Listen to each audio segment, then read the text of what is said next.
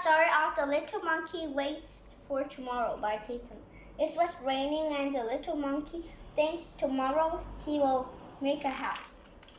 Then on sunny day, the little monkey plays all day. He didn't think about building a house on a rainy day.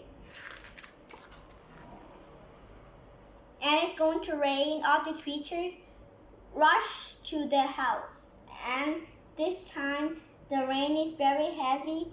And there was a little monkey who is lost at the rain because he wait until tomorrow to build his house. This story teaches you that who do you think you should do eventually?